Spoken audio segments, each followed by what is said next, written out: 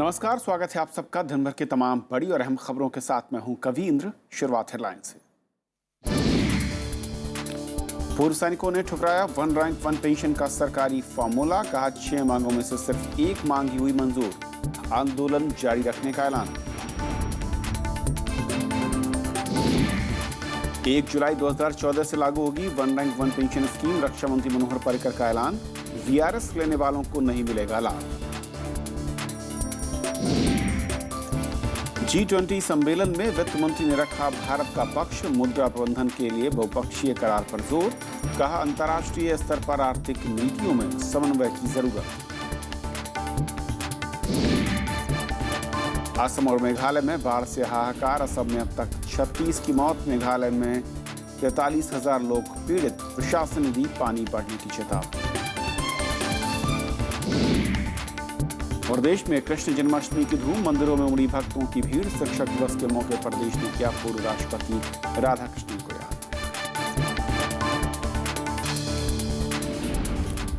और आइए देखते हैं हमारी पहली खबर।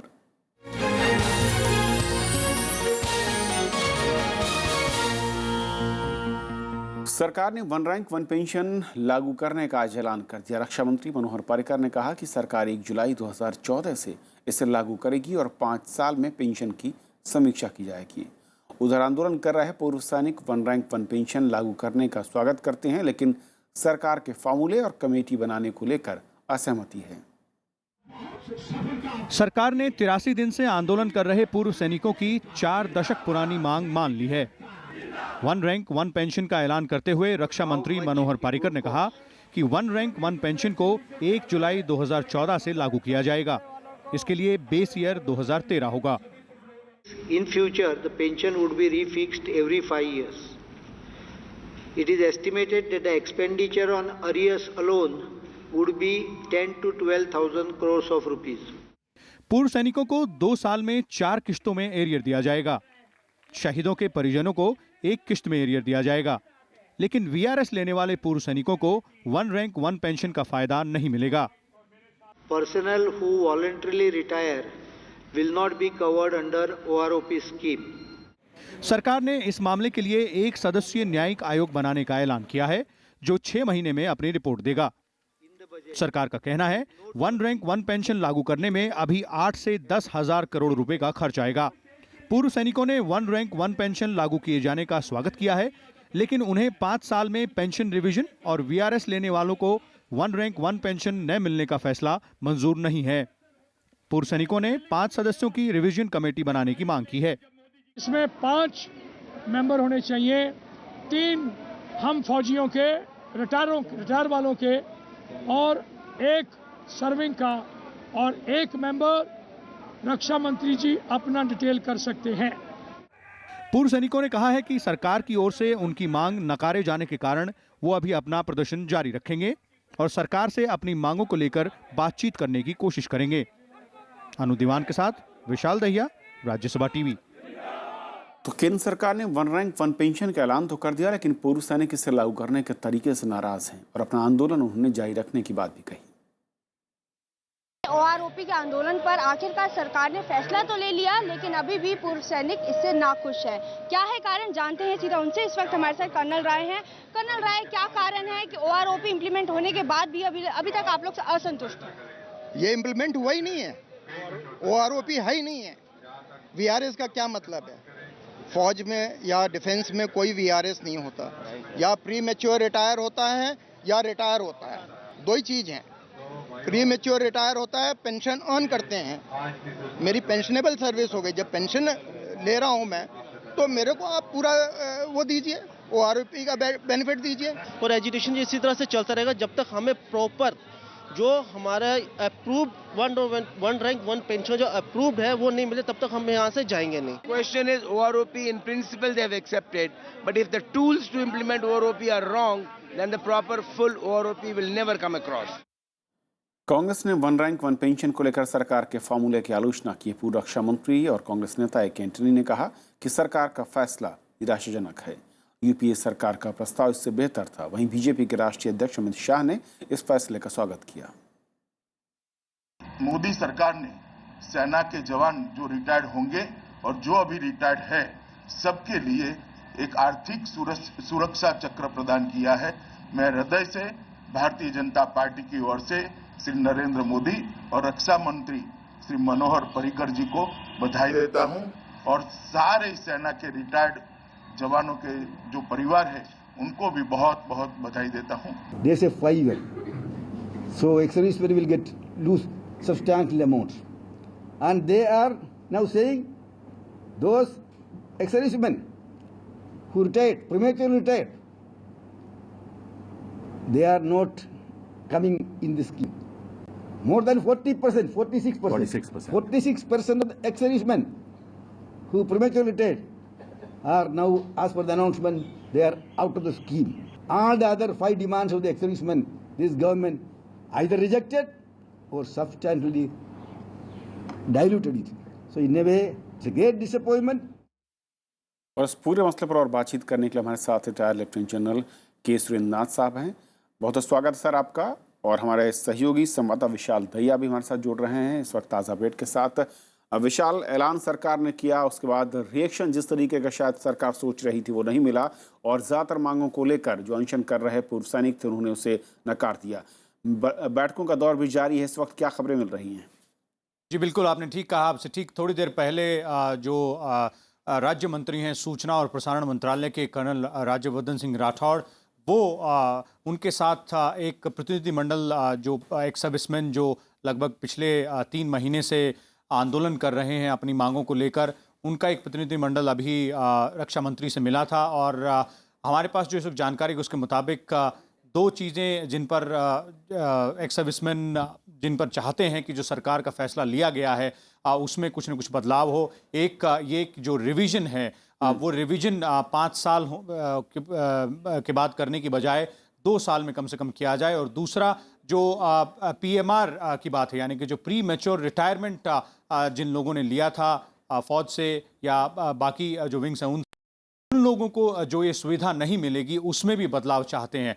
और एक जो फैसला लिया था एक्स सर्विसमैन के लोगों ने, एक्स सर्विसमैन ने जब डिफेंस मिनिस्टर ने जो प्रेस कॉन्फ्रेंस अपनी की थी उसके तुरंत बाद कि वो अपना आंदोलन जारी रखेंगे, उस फैसले को लेकर इस मुलाकात के बाद एक और बयान सामने आया है। वो ये कि आखिरी जो फैसला है कि आंदोलन को आगे चलाया जाए या फिर बातचीत जारी रखी जाए ताकि इन मसलों का समाधान निकाला जा सके, वो फैसला एक्स सर्विसमैन कल सुबह लेंगे। यानी कि कल सुबह तक तस्वीर थोड़ी सी और साफ हो पाएगी कि आखिरकार क्या जो मांगे हैं अभी भी जिनका कहना है कि वो मांगे अभी पूरी नहीं की गई हैं, उन मांगों को लेकर क्या आगे बातचीत का रास्ता खुला रह सकता है या फिर जो टकराव है वो बना रहेगा।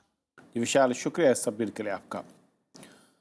और हमारे साथ के सुरेंद्रनाथ साहब हैं। सुरेंद्रनाथ साहब, जिस तरीके से हमने देखा सरकार ने ऐलान किया और रिएक्शंस जो मैं कहूँ वो अलग अलग तरह से, कुछ लोग सहमत दिख रहे हैं, कुछ लोग खुश भी नज़र आ रहे हैं, कई जगहों पर मिठाइयाँ बांटी गई, लेकिन अभी भी अगर मैं जंतर मंतर से जो खबरें मिल रही हैं वहाँ पर लोग अभी भी कुछ मांगों को लेकर नाराज़ दिख रहे हैं।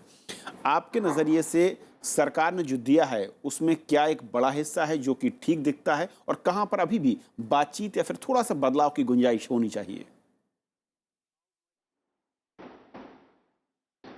देखिए, जो आज सरकार ने अनाउंस किया है उसके लिए सारे एक्स सर्विसमैन एक तरफ से बहुत धन्यवाद देते हैं सरकार का और ऑनरेबल प्राइम मिनिस्टर जी का कि उन्होंने एक्स सर्विसमैन की 42 साल की पुरानी जो डिमांड है 1 रैंक 1 पेंशन, उसको मंजूर किया है और उसको इम्प्लीमेंट करने के ऑर्डर दिए हैं। ये बहुत एक अच्छी बात है और हम इसके लिए सरकार के धन्यवादी हैं। लेकिन इसके अलावा जो कि इसके अंदर क्लॉजेज आई हैं, जो इन्फॉर्मेशन मिली है, उसके अंदर 3-4 जो मुद्दे हैं वो बहुत ज़रूरी हैं और उनके ऊपर सरकार को दोबारा सोचना पड़ेगा, ध्यान देना पड़ेगा। और वो बातचीत के अलावा या वैसे जैसे एजिटेशन ये जारी रखना चाहते हैं उसके अंदर उनका कोई ना कोई हल ज़रूर निकालना चाहिए। पहला जो मसला है वो है कि 5 साल के बाद पेंशन रिवाइज होगी। ये तो सही बात नहीं है, क्योंकि अभी आप देखिए अगले नेक्स्ट ईयर से 7th पे कमीशन आ जाएगी। 7th पे कमीशन में आप देखना कि हर एक की पेंशन, हर एक की जो सर्विस सैलरी है वो बढ़ती है और बढ़ने के बाद फिर जो पेंशन भी है वो भी बढ़ेंगी।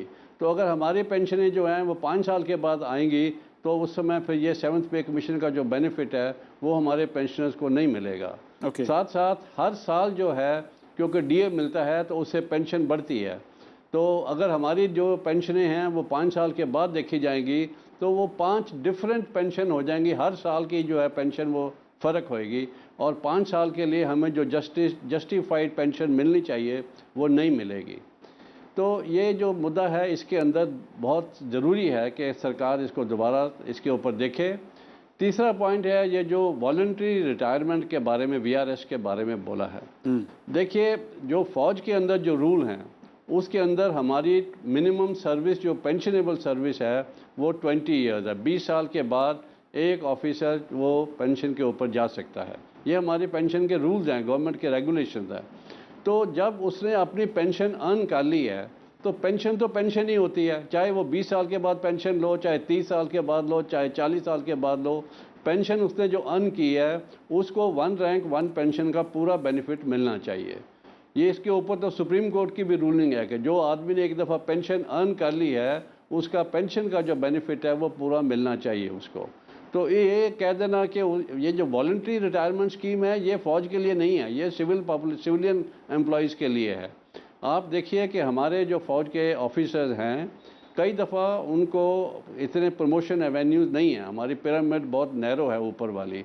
तो अगर एक ऑफिसर जो है उसको प्रमोशन नहीं मिलती है, बहुत कम ऑफिसर्स हैं जो कि सीनियर रैंक्स में पहुंचते हैं, उनके परसेंटेज जनरल ऑफिसर बनने के लिए तो हार्डली 3-4% ही बनते हैं। बिल्कुल। तो इसलिए जो बाकी ऑफिसर्स हैं वो सुपरसीड हो जाते हैं हर रैंक के ऊपर।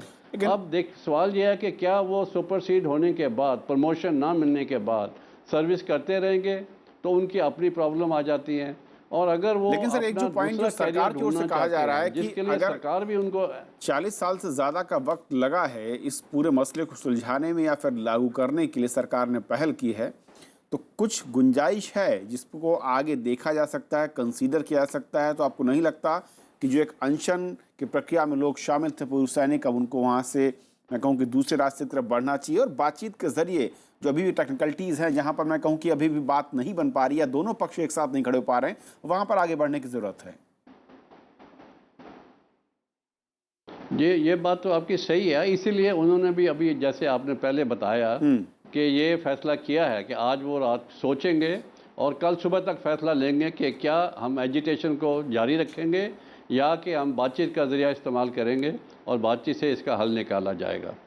तो ये जो है पॉइंट, लेकिन ये जो वॉलंटरी रिटायरमेंट स्कीम के आप इसको कंपेयर कर रहे हैं वो सही नहीं है। हमारी जो है पेंशनेबल सर्विस वो 20 साल है और जिसको पेंशन एक दफ़ा मिल जाती है उसका हक है, क्योंकि आपने ये सिद्धांत माना है 1 रैंक 1 पेंशन। तो जो आज 20 साल की सर्विस के बाद उसको जो पेंशन मिलती है वही पेंशन जो 10 साल पहले रिटायर हुए थे 20 साल सर्विस के बाद, उनको वही पेंशन मिलनी चाहिए, तभी 1 रैंक 1 पेंशन का जो प्रिंसिपल है वो पूरा होएगा। जी नाथ, बिल्कुल जो सबसे बड़ा पॉइंट है, क्योंकि बहुत सारे ऑफिसर्स हैं वीआरएस को लेकर ही है, लेकिन मैं और मैं एक चीज़ और बताना चाहता हूँ कि जी सर संक्षेप में एक चीज़ और बताना चाहता हूँ कि गवर्नमेंट ने और आर्मी हेडक्वार्टर ने कई ऑफिसरों को बोला कि आप लोग जाइए मैनेजमेंट कोर्सेज करिए, आप लोग दूसरा अल्टरनेटिव कैरियर ढूंढिए, और वो ऑफिसर ने रिटायरमेंट ले ली और जाके मैनेजमेंट कोर्सेज किए। गवर्नमेंट ने अरेंज करवाया उनके लिए मैनेजमेंट कोर्सेज और उसके बाद उनको प्राइवेट सेक्टर में जॉब मिले हैं। अब कह देना कि आपको पेंशन नहीं मिलेगी 1 रैंक 1 पेंशन, तो ये तो सही तरीका नहीं है जी। क्योंकि एक जो खबर ये भी आ रही है जैसे सिविल सर्विसेज के अंदर वीआरएस को लेकर और जो अर्ली रिटायरमेंट है, इन दोनों पॉइंट्स में कहीं कोई कंफ्यूजन है, जो कि अब तक खबरें अलग अलग मिल रही हैं सरकार की ओर से या फिर सत्ताधारी पार्टी की ओर से। उसमें हो सकता है कि अगले कुछ घंटों में इसमें थोड़ी सी क्लैरिटी आ जाए। उम्मीद करते हैं कि जो एक ये बड़ी मांग है इस पर भी एक बीच का रास्ता निकल आए, ताकि जो एक बड़ा हिस्सा है, बड़ा वर्ग है, करीब 60 से 70% पूर्व सैनिक है, वो भी इसके दायरे में आ जाए। फिलहाल सर बहुत बहुत शुक्रिया इस चर्चा में जोड़ने के लिए आपका। और ये थी हमारी पहली खबर। छोटा सा ब्रेक और ब्रेक के उस पार दिन भर की दूसरी बड़ी खबरें।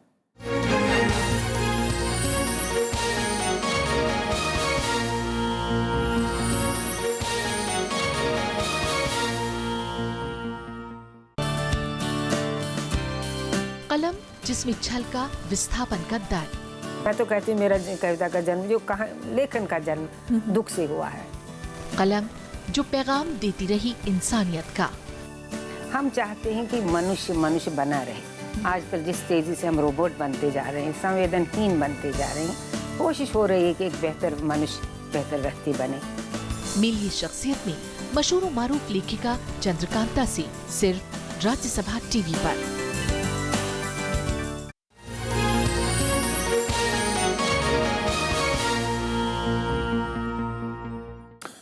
भारत का मानना है कि वैश्विक स्तर पर आर्थिक नीतियों में समन्वय के जरिए ही दुनिया की तमाम अर्थव्यवस्थाओं में जान फूंकी जा सकती है। भारत ने तुर्की की राजधानी अंकारा में G20 देशों के वित्त मंत्रियों के सम्मेलन में अपना पक्ष रखा। वित्त मंत्री अरुण जेटली ने सम्मेलन में कहा कि मुद्रा प्रबंधन को मजबूत करने के लिए सदस्य देशों के बीच बहुपक्षीय करार की जरूरत है। G20 देशों के वित्त मंत्रियों के सम्मेलन में वित्त मंत्री अरुण जेटली ने किसी खास देश के घरेलू मौद्रिक नीति के दूसरे देशों पर पड़ने वाले नकारात्मक असर पर चिंता जाहिर की। इस समस्या से निजात पाने के लिए जेटली ने सदस्य देशों से आगे आकर नीतियां बनाने पर जोर दिया। हाल के दिनों में अमेरिका में ब्याज दरों में कटौती को लेकर जारी अनिश्चितता और चीन की मुद्रा के अवमूल्यन से एशियाई समेत वैश्विक बाजारों पर बुरा असर पड़ा है। वित्त मंत्री जेटली का इशारा ऐसे हालात से निपटने पर था। वित्त मंत्री ने वैश्विक अर्थव्यवस्था में स्थिरता के लिए भी काम करने की जरूरत बताई। उनका मानना है कि बुनियादी सेक्टर के लिए लंबी अवधि के वैश्विक वित्त पोषण की नीति में सुधार होना चाहिए और अंतर्राष्ट्रीय स्तर पर नीतिगत समन्वय बढ़ना चाहिए। वित्त मंत्री ने बाजार में भारी उथल-पुथल और मुद्रा के कमजोर होने के संकट को वैश्विक अर्थव्यवस्था के लिए चिंताजनक करार दिया। सम्मेलन में G20 देशों में सूचीबद्ध कंपनियों और नियामकों के लिए कंपनी संचालन के नए नियमों की घोषणा की गई। इससे छोटे शेयरधारकों के हितों की सुरक्षा में मदद मिलेगी। साथ ही पूंजी जुटाने में शेयर बाजार को मुख्य मंच के तौर पर इस्तेमाल किया जा सकेगा। ये नियम भारत समेत सभी सदस्य देशों में लागू होंगे। इस घोषणा के बाद भारत में सेबी समेत दुनिया के तमाम नियामकों को सूचीबद्ध कंपनियों के नियमों में सुधार लाना होगा। Bureau report, Rajya Sabha TV. Bodh Gaya का विकास आध्यात्मिक राजधानी के तौर पर किया जाएगा। प्रधानमंत्री नरेंद्र मोदी ने आज बिहार के बोधगया में ये बात कही। प्रधानमंत्री अंतर्राष्ट्रीय हिंदू बौद्ध सम्मेलन में थे। उन्होंने कहा कि बोधगया ज्ञान की धरती है और देश की धर्मनिरपेक्ष छवि में बौद्ध धर्म का अहम योगदान है। प्रधानमंत्री नरेंद्र मोदी ने शनिवार को बिहार के बोधगया में महाबोधि मंदिर में पूजा अर्चना की और बोधि वृक्ष के नीचे बैठकर बौद्ध भिक्षुओं के साथ ध्यान लगाया। पूजा अर्चना के बाद प्रधानमंत्री अंतर्राष्ट्रीय हिंदू बौद्ध सम्मेलन में शामिल हुए। अपने संबोधन की शुरुआत उन्होंने डॉक्टर सर्वपल्ली राधाकृष्णन को याद करते हुए की। प्रधानमंत्री ने जन्माष्टमी के मौके पर भगवान बुद्ध के साथ भगवान कृष्ण को भी याद किया। Gautam Buddha gave the eightfold path and the Panchashil, while Sri Krishna gave valuable lessons of life in the form of Karma Yoga. These two divine souls had the strength to bring people together, rising above differences. प्रधानमंत्री ने इस मौके पर देश की धर्मनिरपेक्ष छवि में बौद्ध धर्म के योगदान की भी चर्चा की। Buddha is the crown jewel of the Indian nation, which accepts all ways of worship of all religions. This quality of Hinduism in India was a product of many great spiritual masters. प्रधानमंत्री ने बोधगया को आध्यात्मिक राजधानी बनाने की बात भी कही। इस कार्यक्रम में 90 देशों के प्रतिनिधियों ने शिरकत की। Bureau report, Rajya Sabha TV. Tamil Nadu की मुख्यमंत्री जयललिता ने कावेरी नदी से पानी छोड़े जाने के मामले में केंद्र सरकार से हस्तक्षेप की मांग की है। इस बारे में उन्होंने नरेंद्र मोदी को एक चिट्ठी लिखी है। जयललिता ने प्रधानमंत्री से इसमें दखल देने की अपील की है। जयललिता का कहना है कि कर्नाटक सरकार कावेरी जल विवाद न्यायाधिकरण के आदेशों का उल्लंघन कर रही है। तमिलनाडु सरकार का ये भी आरोप है कि 94 टीएमसी फुट पानी छोड़ने का आदेश दिया गया था, लेकिन 31 अगस्त तक कर्नाटक की ओर से सिर्फ 66.44 टीएमसी फुट पानी छोड़ा गया। तमिलनाडु की मांग है कि कर्नाटक 31 सितंबर तक बाकी का पानी छोड़ दे।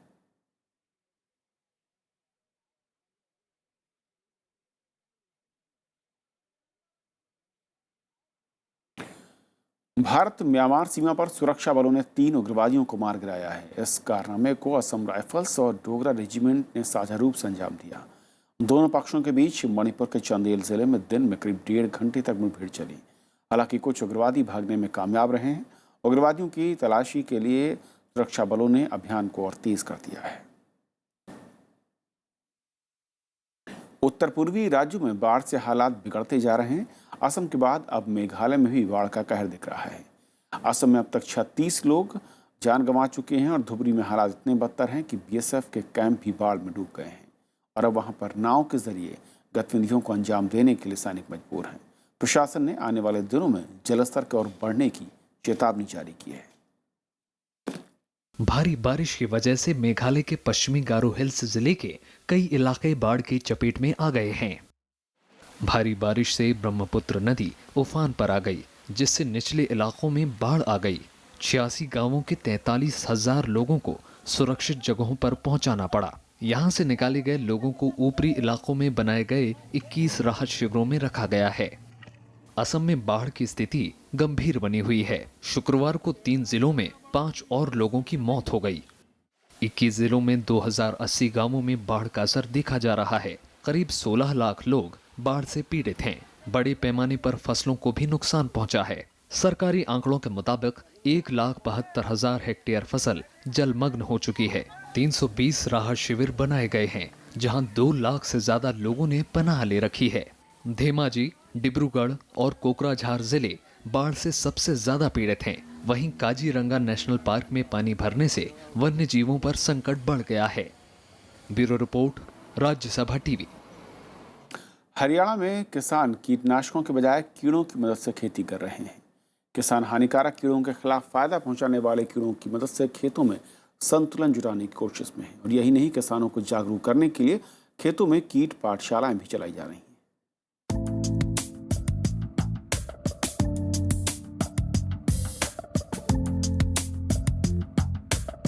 टिड्डा, केचुए, मकड़ी, खेतों में तरह तरह के कीड़े होते हैं। जितने प्रकार के कीड़े उतने ही अलग उनके काम। आमतौर पर लोग कीड़ों को फसलों के लिए नुकसानदेह मानते हैं और उन्हें मारने की कोशिश करते हैं, लेकिन ऐसा है नहीं। असल में कुछ कीड़े फसल को नुकसान पहुंचाते हैं तो कुछ फसलों को फायदा भी पहुंचाते हैं। हरियाणा के छोटे से गांव में इन कीड़ों की पहचान के लिए पाठशाला लगाई जाती है। इन पाठशालाओं में किसानों को इन कीटों के बारे में जागरूक बनाया जाता है। किसानों को मित्र कीट और दुश्मन कीटों के बारे में बताया जाता है। कीट साक्षरता किसान खेत पाठशालाएं चलाई गई। उस कीटों के बारे में किसानों को बताया गया कि हमारी फसल में कौन कौन से कीट आते हैं, उनकी खोज की।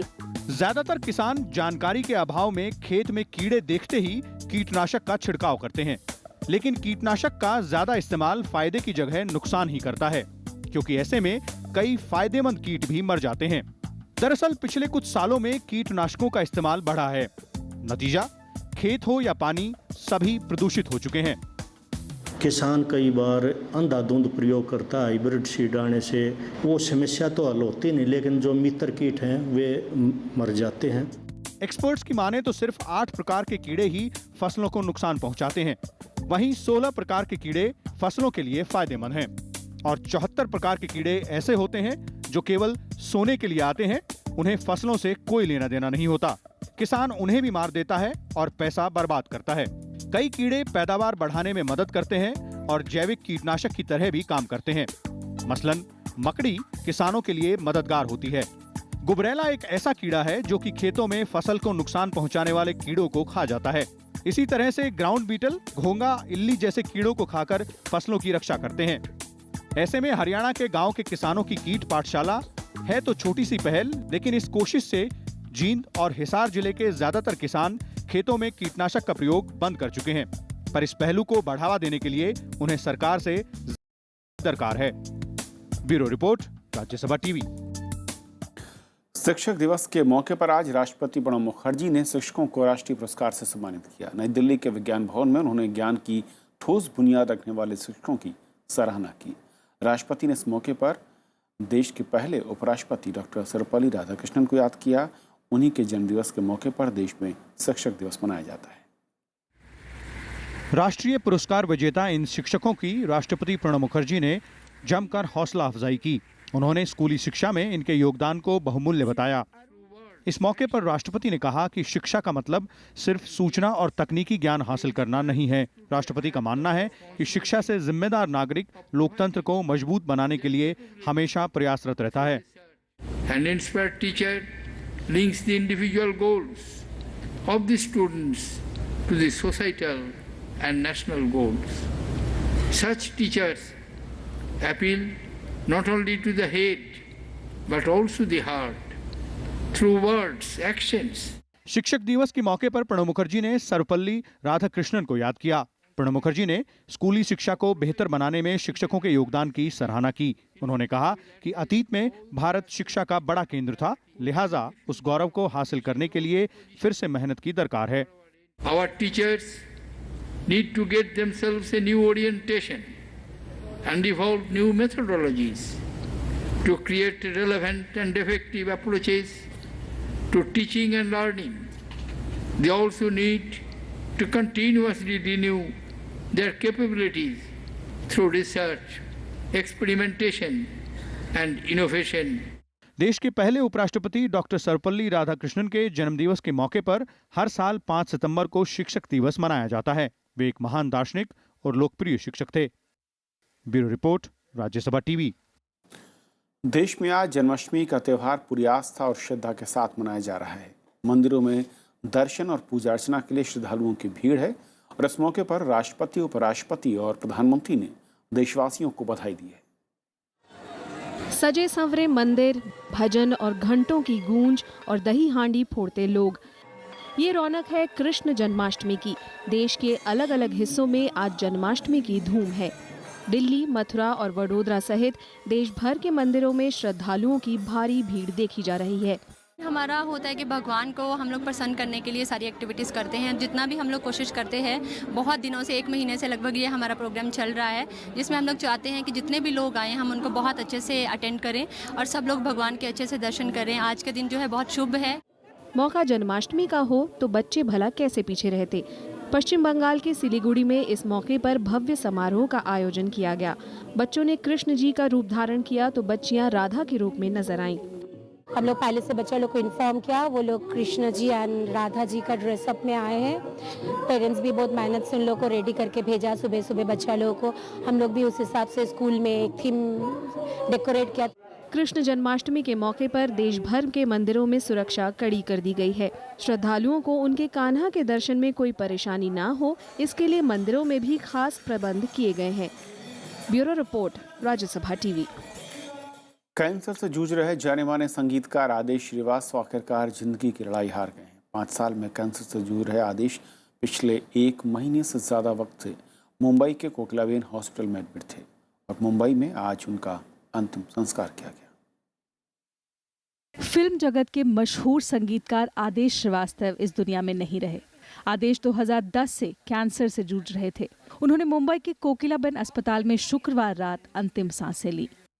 आदेश ने 1993 में फिल्म कन्यादान से करियर की शुरुआत की। इस फिल्म में उनका पहला गाना लता मंगेशकर ने गाया था। हालांकि कुछ वजहों से ये फिल्म रिलीज नहीं हो पाई। करीब 2 साल बाद उनकी किस्मत का तारा चमका और फिर उन्होंने मुड़कर नहीं देखा। आदेश श्रीवास्तव ने चलते चलते, बागबान, राजनीति और देव सहित 100 से भी ज्यादा फिल्मों में संगीत दिया। मशहूर टीवी शो सारेगामापा में वो जज के तौर पर भी नजर आए।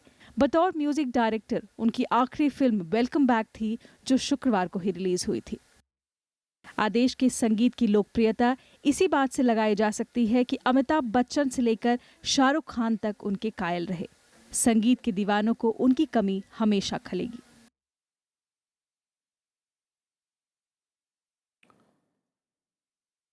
तो खबरों के आज के सफर में बस इतना ही। नमस्कार।